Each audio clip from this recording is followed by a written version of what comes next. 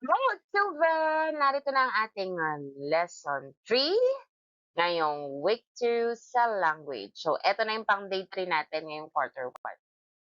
So, ang ating layunin ay sing a song containing naming words for people, identify from a song sang naming words that represent people, and use naming words that represent people to elaborate a particular topic. So, kahapon ay napag-aralan natin ang pagsunod sa mga panuto at mga salitang ginagamit sa pagtatanong. Yan, magbigay nga kayo ng mga halimbawang pangungusap gamit ang salitang pinag-aralan natin. O halimbawa, gamitin nyo ang ano, kaya sino, ano, kailan, saan, bakit. O, sige nga, may naibigay na ba kayo? Kahit isa lang. O, kung may naibigay kayo, mahusay. Kung wala pa, maaari kayo mag-isip mamaya. Ngayong araw naman ay may papakita kong larawan tungkol sa ating aawitin. Sabihin ko ano ang nasa larawan. Ibahagi sa klase ang iyong idea tungkol sa larawan o ibahagi nyo na lang sa akin. So, ano ang nakikita ninyo? So, ito ay isang pamilya sama-samang kumakain. Yan, nagsasalo-salong pamilya. Ito naman, sino ang nasa larawan?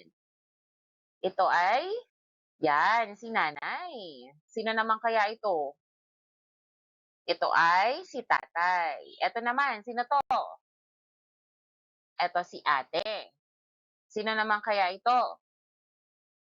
Ito si kuya. Eto, sino ito? Yan, siya si lolo. Sino naman ito? Siya si lola.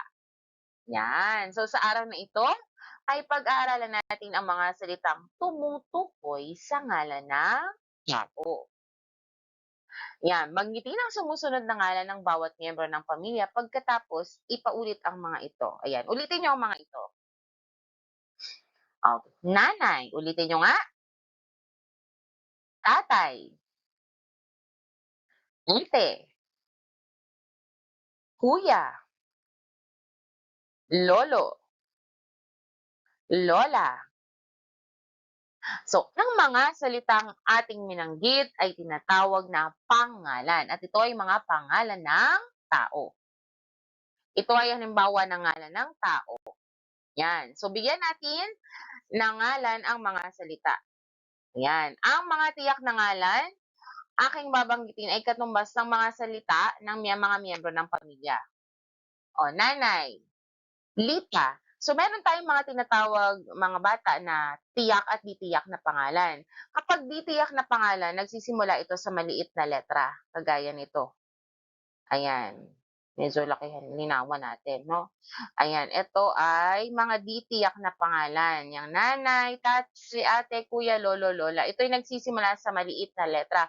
Bakit po, teacher, hindi ito tiyak? Kasi kapag di tiyak, hindi ka sigurado kung sino yung tinutukoy. Halimbawa, may dumating sa paaralan nyo na nanay. Sabi ng teacher, oh, mga bata, may nanay na dumating sa labas. Kaninong nanay yon? Bakit nagtanong si teacher kung kaninong nanay yon? Kasi hindi niya sigurado kung sino ang nanay, dahil maraming ang nanay. So, hindi tiyak kung sino yung pangalan tutukoy. Okay? Pero pag sinabi natin, oh, mga bata, meron dong nanay na Lita ang pangalan. O, tapos, biglang may magsasabi sa iyo na, nanay ko yun. Kung Lita ang pangalan ng nanay mo, sasabihin mo, na nanay ko yun. Bakit mo nasabi na nanay mo yun? Kasi, binigay yung tiyak na pangalan. Okay? Yung tiyak na pangalan nagsisimula sa malaking letra. O, ito naman ang tiyak na pangalan ng tatay, Rico. O kayo ba, anong pangalan ng tatay nyo? Yun yung tiyak na pangalan nila. At ano ba ang pangalan ng nanay nyo? O, yun ang tiyak na pangalan nila. Ate, kung may ate kayo. O, ito ang halimbawa ng tiyak na pangalan ng ate. Sarah. Yan. So, kayo ba, may ate ba kayo? Ano ang tiyak na pangalan niya? O, next, kuya. O, halimbawa ng tiyak na pangalan ng kuya is Matt. Yan. O, ano ang pangalan ng kuya ninyo? Yun yung tiyak na pangalan niya. Next naman, lolo, Andoy. O, kung may lolo kayo, anong tiyak na pangalan ng lolo nyo? Lola, Mina. Yan. So, may mga pangalang tiyak. Tingnan nyo, pansinin nyo, ang mga tiyak na pangalan ay nagsisimula sa malaking letra. Kagaya din ng pangalan nyo, di ba? So, 'di ba 'pag sinusulat niyo yung pangalan niyo nagsisimula sa malaking letra? Kasi nga ito ay tiyak na pangalan. 'Yan, bakit? Sigurado kung sino ang tinutukoy. Halimbawa, nag-aaral kayo sa classroom, tumawag ang teacher, tinawag ang tiyak na pangalan mo. So, tutugon ka. 'Yan.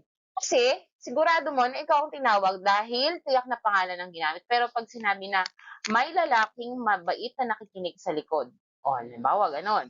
O, alam niyo ba kung sino kaya 'yun? So, hindi, kasi yung lalaki ay hindi tiyak na pangalan. Pero 'pag sinabi yung tiyak na pangalan, alam niyo na kung sino yung tinutukoy ng inyong guro, okey? O, 'yan, ito ang tiyak na salita. Pansinin ang tiyak na salita. Uulitin ko, ito ay nagsisimula sa malaking letra. At ito naman ang mga di tiyak na salita na nagsisimula sa maliit na letra.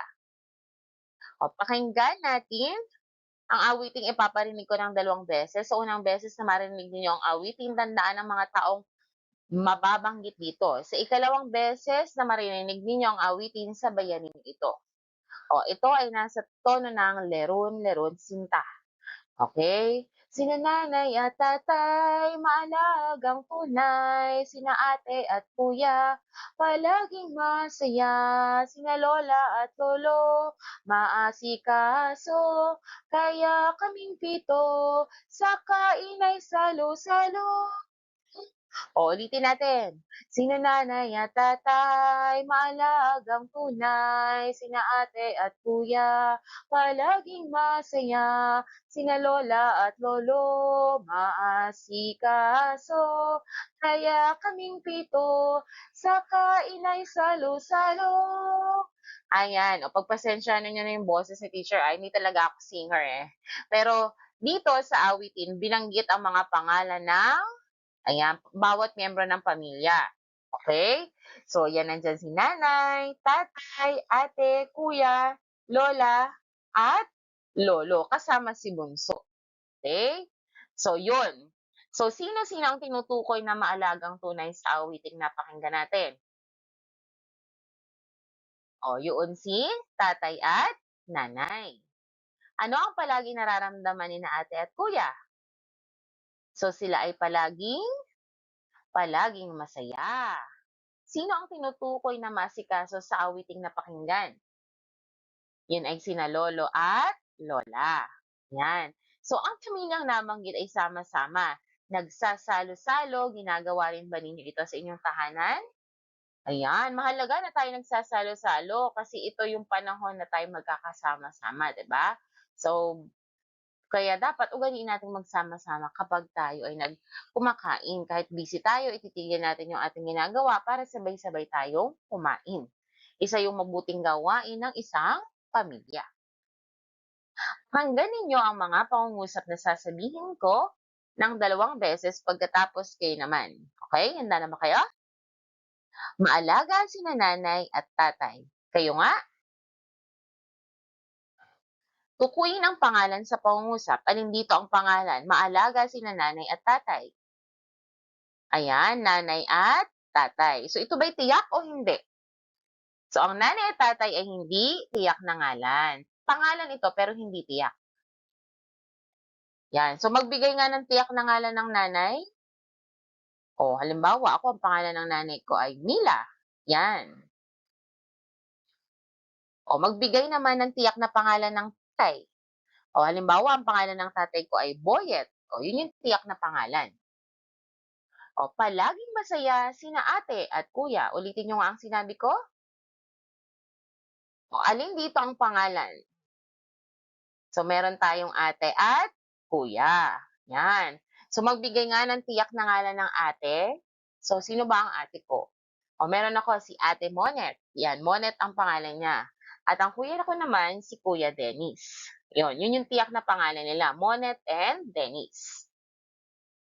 Maasikaso sina lolo at lola. Okay nga, ulitin nyo nga yung sinabi ko. Alin dito ang pangalan? So, meron tayong lolo at lola. So, ang lolo at lola ay hindi tiyak na pangalan. So, magbigay nga kayo ng tiyak na ngalan ng lolo So, ang pangalan ng lolo ko Alfredo, yung isa ko pang lolo Oreo. So, yun yung tiyak na pangalan nila. Yan. Ang tiyak na pangalan ng lola ko ay Feli at Juana. So, yun. So, yun yung mga halimbawa ng tiyak na pangalan. Himasdang mabuti ang larawan sa kasunod na slide. Gamit ang mga salitang tumutukoy sa ngalan ng tao, magbahagi ng ideya tungkol sa ipinakitang larawan. Okay, ito. So, pamilyang naghahanda para sa picnic sa bakuran. Mga ginagawa ng miyembro ng pamilya. O, ito, basahin nyo nga. Tatay, nanay, ate, kuya, bunso. Itong mga pangalan na ito ba'y tiyak na pangalan? Hindi. So, ito ay mga hindi tiyak na pangalan. So, itong mga nandito, sila ay may kani-kaniyang pangalan. Sige nga, bigyan nga natin ng ano bang ginagawa nila. O, tas papangalanan natin bigyan natin ng tiyak na pangalan. Halimbawa, si Tatay Arnaldo ay nag-iihaw. O, ano ang tiyak na pangalan ni Tatay? Arnaldo, ayan. Si Nanay Celia ay naghahanda ng pagkain. Ano ang tiyak na pangalan ni Nanay? Celia, ayan. So, si Kuya ay hinahanda ang kakainan. Si Kuya Anton ay hinahanda ang kakainan. Anong pangalan ni Kuya? Anton. Okay. Si Ate Maria naman ay binitbit ang mga pagkain sa may lapag para ihanda ang kanilang pagkain. Dinala niya ang pagkain. O, anong pangalan ni Ate? Tiyak na pangalan ni Ate? Ano nga bang pinangalan natin? Si Ate Maria. Ayan. At si Bunso naman ay may dalang pagkain. Si Bunso, ang pangalan niya ay si Albert. Anong pangalan ni Bunso? Ayan, si Albert. So, yun yung mga tiyak nilang mga pangalan. At tandaan, ang tiyak na pangalan ay nagsisimula sa malaking letra. Okay? O yan. So, sana may natutunan kayo ngayong araw na ito. Hanggang sa muli. Paalam!